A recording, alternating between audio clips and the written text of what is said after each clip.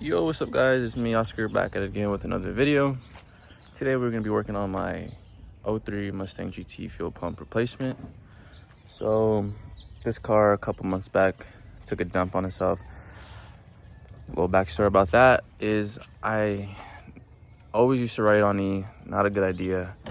One day, turned it on, 2 feet down the road, completely died. I was like, all right, not a big problem.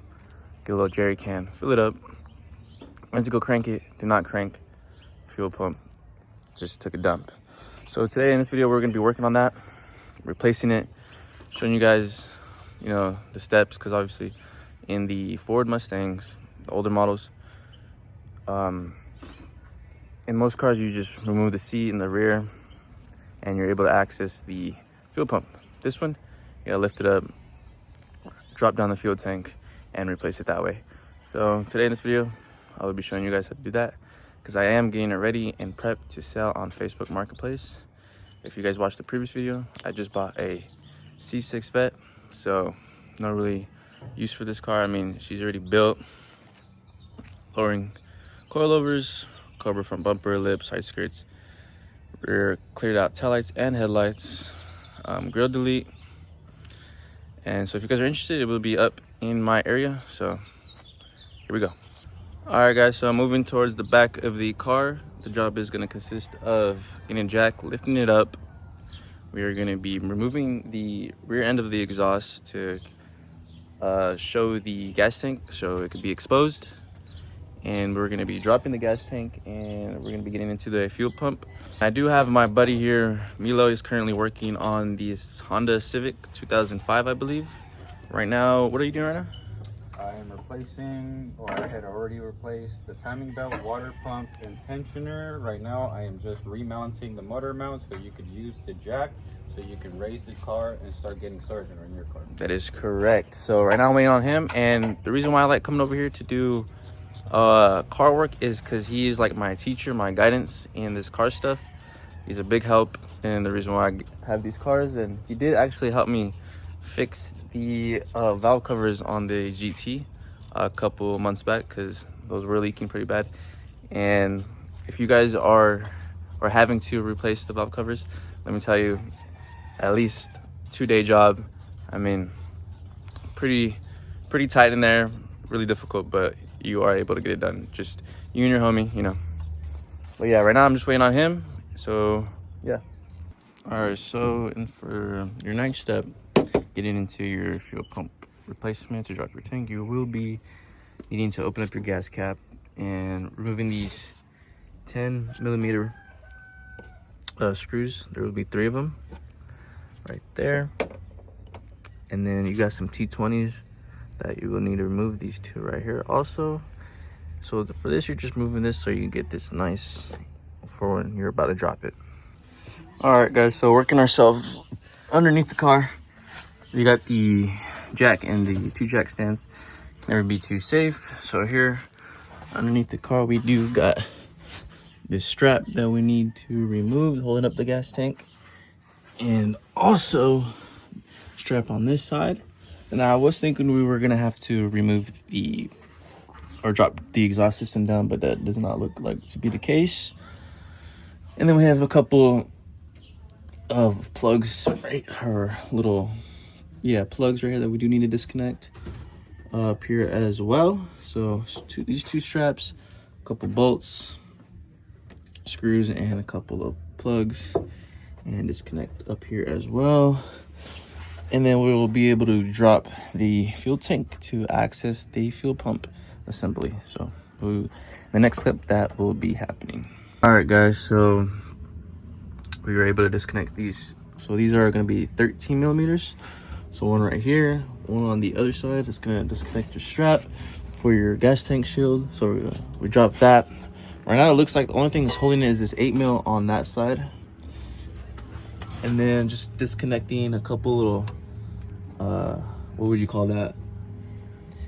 I would probably fucking call it an electrical connector to a the little fuel connector pump. So disconnect connector here. Make sure you be very gentle with these connectors, because man, in these older cars, they do tend to break. Like we did have a little trouble right here on this one, but it's not too bad.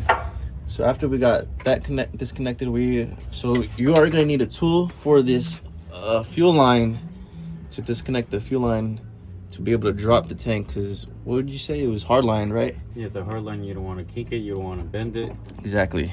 So we have a tool coming for that, and after we get that disconnected and that 8 mil disconnected, we should be able to lower this tank and access the fuel pump. So that is that. Oh, you're getting recorded, big dog.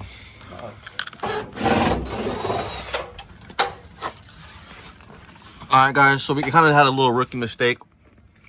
We didn't have the jack up while everything was loose. So we did take a little break, and then we heard a thunk. Come back. It was just the glue holding it. Yeah, just the glue holding up over here. So the whole fuel tank was kind of tilted on the floor with just that one 8 mil holding it on that side. But yeah, we got that tool.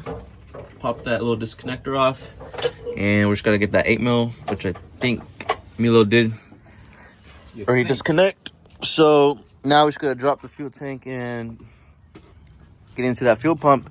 Another thing, guys, if you guys are in the 209 and need a mechanic and are looking to get some car work done, my buddy here, Milo, does all that. Shameless plug. Shameless plug, yep. So if you guys are in the 209 Valley area, just letting you guys know. What's your IG handle?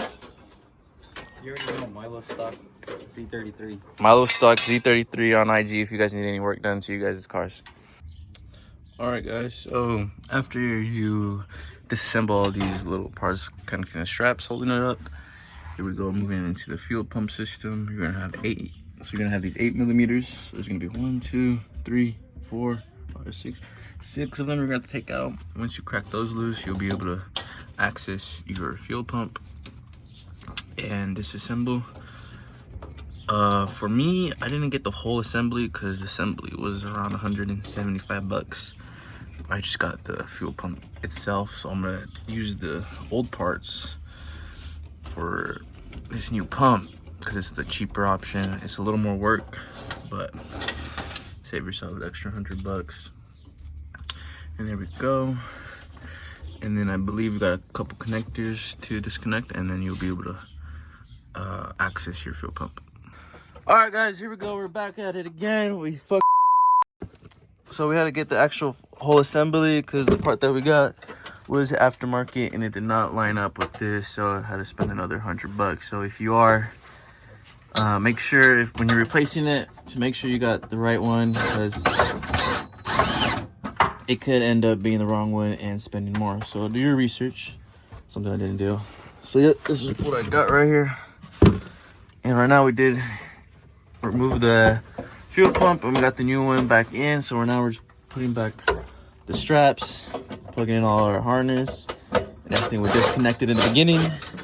And right now we'll be firing up. Hopefully she starts and everything is good. All right, guys, we got the car lowered, everything nice and tidy underneath, all our connections plugged in. Don't forget to, yep, we heard the pump prime, but just before this, make sure you connect your 3 10s back in there. And here we go, we're about to start her up, praying everything works. I did a good job. Here we go.